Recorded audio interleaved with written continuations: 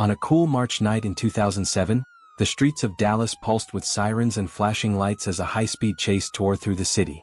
Behind the wheel of a silver Chevrolet, 27-year-old Wesley Ruiz gripped the steering wheel with trembling hands, fear and desperation coursing through his veins.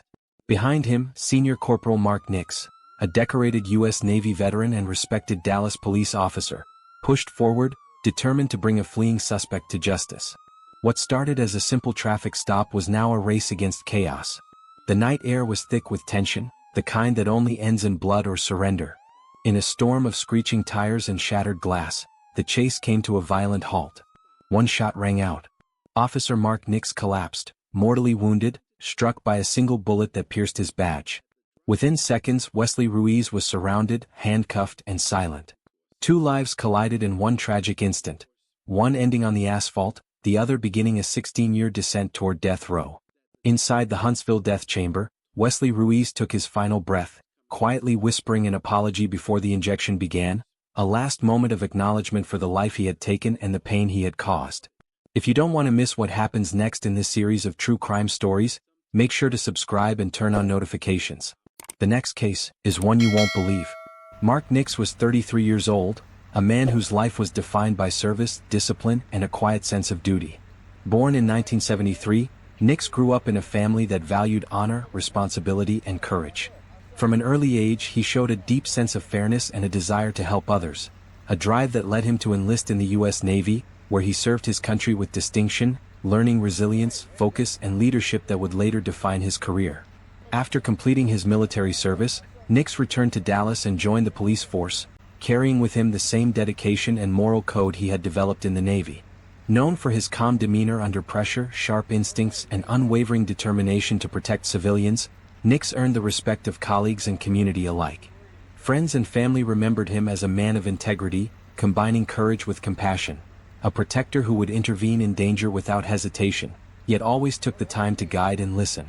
To his mother, Vicki Nix, he was the embodiment of honor, a devoted son, a caring brother, and a law enforcement officer whose mission was singular, to serve and safeguard life. On the other hand, Wesley Ruiz was born on November 20, 1979 in Texas, growing up in neighborhoods marked by neglect, poverty, and instability. From his earliest years, he faced exposure to drugs, alcohol, and domestic turbulence, leaving deep psychological scars that shaped his worldview. By his late 20s, Ruiz had struggled with substance abuse, paranoia, and brushes with the law, surviving on the margins of society. Odd jobs and temporary work could barely sustain him, and he drifted through life, making impulsive decisions and constantly navigating fear and scarcity.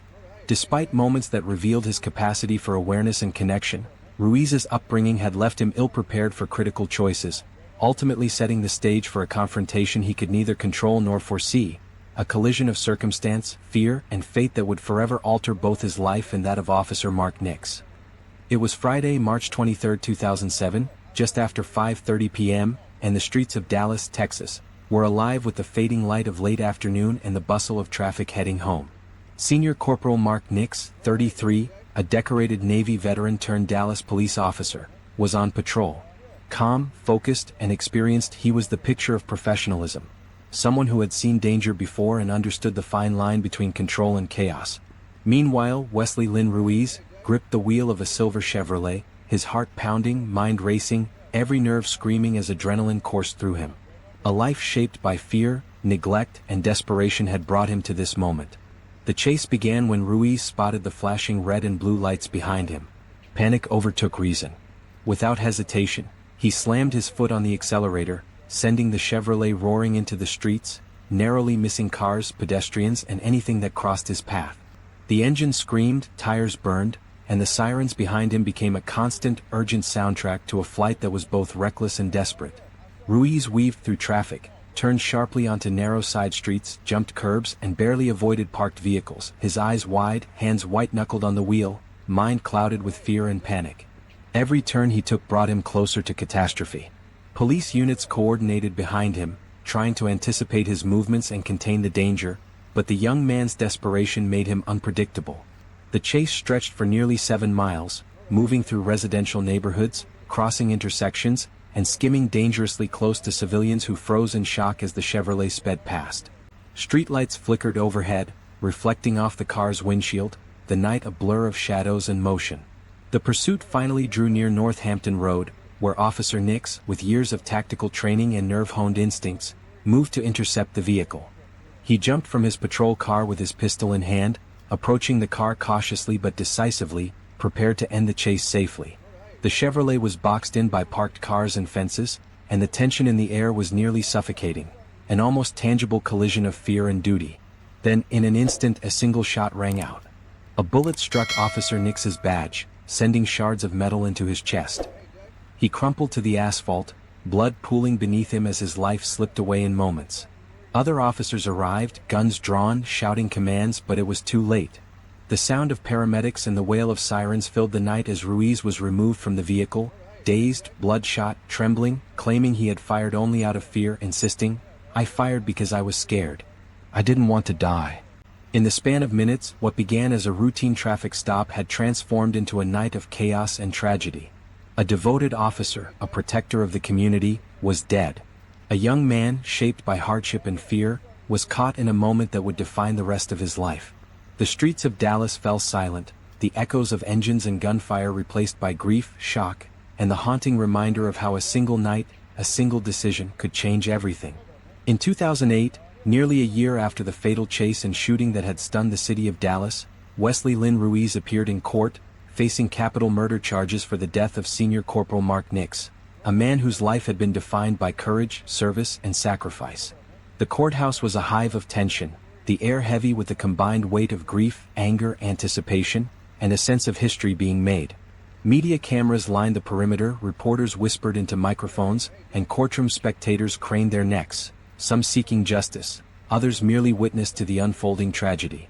The walls seemed to echo the gravity of the case as families on both sides took their seats, some faces etched with sorrow, others tense with anxiety, all aware that this trial was more than just a legal proceeding, it was the public reckoning of a life taken too soon. The prosecution laid out a meticulously detailed narrative of events, emphasizing the calculated and deliberate actions of Ruiz, portraying him as a man who had chosen to fire upon a police officer, fully aware of the consequences, violating every law and moral code in the process. They recounted the chase, the moments of high-speed terror, and the fatal shot that had ended Officer Nix's life in an instant, highlighting his heroism and unwavering dedication to duty. Witness after witness took the stand, painting a vivid picture of the chaos, the fear, and the irreversible consequences of a single night's decisions. The defense, however, sought to humanize Ruiz, offering a starkly different perspective.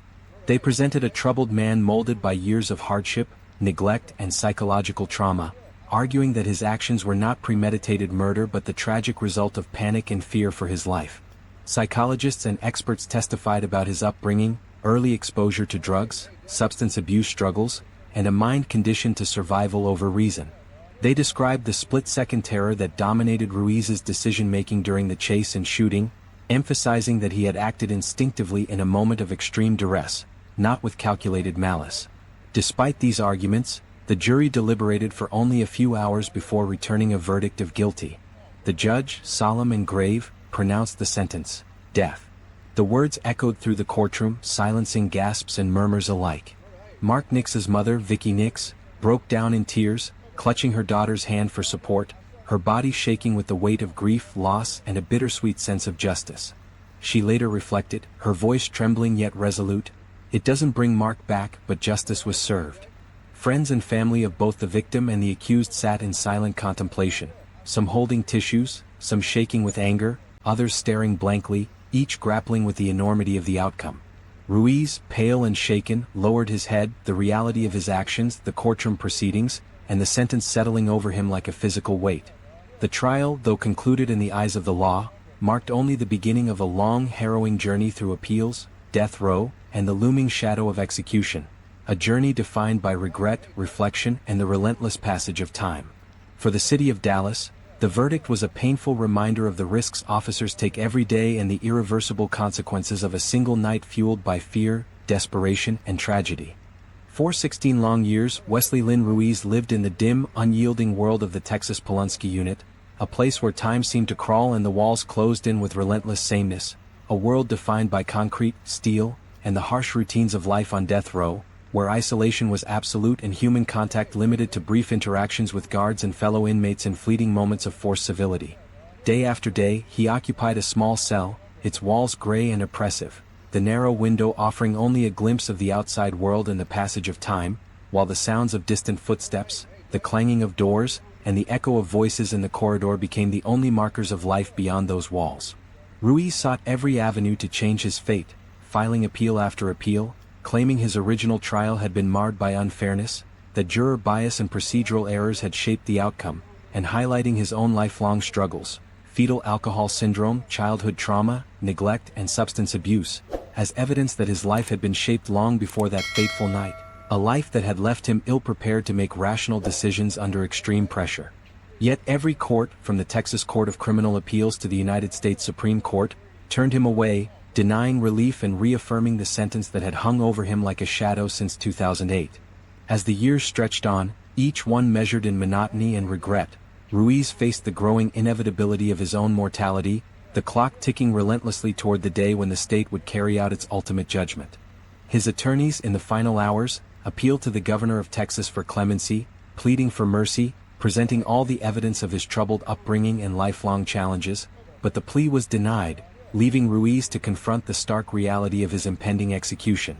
Outside the walls of the Polunsky unit, the world reacted with a mixture of grief, anger, and protest. Candlelight vigils flickered in the dark, signs demanding justice and mercy swayed in the wind, and communities wrestled with the moral weight of capital punishment, their voices echoing the tension between retribution and redemption.